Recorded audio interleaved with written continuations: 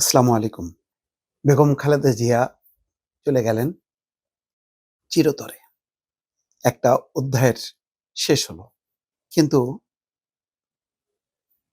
রাজনৈতিক অধ্যায় একটা পর্ব আসলে শেষ হয়।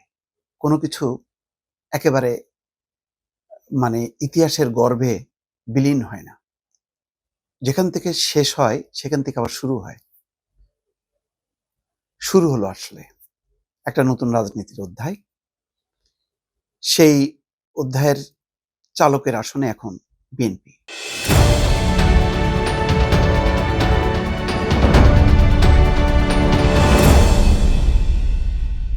বেগম খালেদা জিয়াকে ঘিরে দীর্ঘ ৪১, ৪২, ৪৩ বছরের যে রাজনৈতিক সংগ্রাম, সেই সংগ্রামের একটা দাড়ি না, আমি বলবো এটা কি বলবো সেমিকলন হলো বা কমা পড়লো, শেষ হলো না। দাড়ি মানে শেষ না, শেষ না দর্শক, শুরু হলো। কারণ বেগম খালেদা জিয়ার আজকের জানাজা দাফনকে মিলে যেই ইতিহাস রচনা হলো, এটা ঐতিহাসিক। কতটা সৌভাগ্য চিন্তা করেন। ৮১ সালে জিয়াউর রহমানের ঠিক এমনটাই তার জানাজা হয়েছিল বায়তুল মোকাররম, এবং আজকে যেখানে তাকে সমাহিত করা হয়েছে সেখানেই বেগম খালেদা জিয়াকে দাফন করা হলো। দুটার মধ্যে ব্যবধান অনেক, কিন্তু অনেকটা মিল আছে। তার মানে জিয়ার, মরহুম জিয়ার পরে বেগম খালেদা জিয়া, খালেদা জিয়ার পরে এখন যাত্রা শুরু করলো তারেক রহমান, উত্তরসূরি। সেই কারণে এটা আসলে শেষ না, শুরু। কিন্তু নতুন করে যে একটা অধ্যায় শুরু হলো, সেই অধ্যায়টার শেষ কোথায় সেটা হচ্ছে খুব গুরুত্বপূর্ণ। জিয়াউর রহমান খুব সফলভাবে তার অধ্যায়টা শেষ করেছেন। মৃত্যুটা মর্মান্তিক ছিল, কিন্তু নির্মম ছিল, কিন্তু জনগণের ভালোবাসাও আবার স্পর্শ করতে পেরেছিলেন তিনি। তার মৃত্যুটা অস্বাভাবিক ছিল, বেগম খালেদা জিয়ার মৃত্যুটা অস্বাভাবিক না। বয়সজনিত, স্বাস্থ্যজনিত সংকটে তিনি মৃত্যুবরণ করেছেন, এবং পৃথিবীর সেরা চিকিৎসা তিনি পেয়েছেন। এরপরে আর কোনো চিকিৎসা নেই। কিন্তু মানুষকে তো একদিন যেতে হবে। বেগম খালেদা জিয়া চলে গেলেন অত্যন্ত সম্মানের সাথে।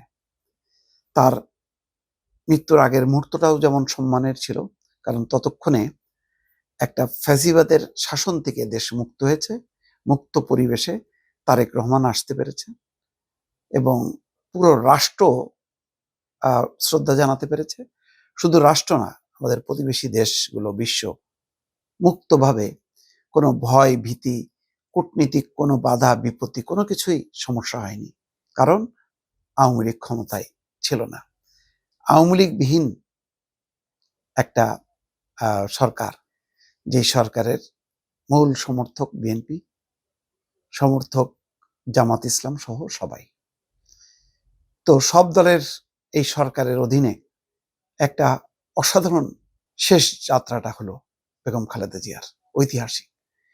এখান থেকেই প্রেরণা নিয়ে সব মানুষের, লক্ষ কোটি মানুষের ভালোবাসা নিয়ে, লাখো লাখো মানুষের এই যে জানাজা, এই যে অংশগ্রহণ, দেশ বিদেশ থেকে প্রতিনিধিরা ছুটে এসে সান্ত্বনা, এই সান্ত্বনা সব মিলায় এই শোকটা আসলে এখন বিশাল শক্তিতে রূপান্তরিত হয়ে গেছে।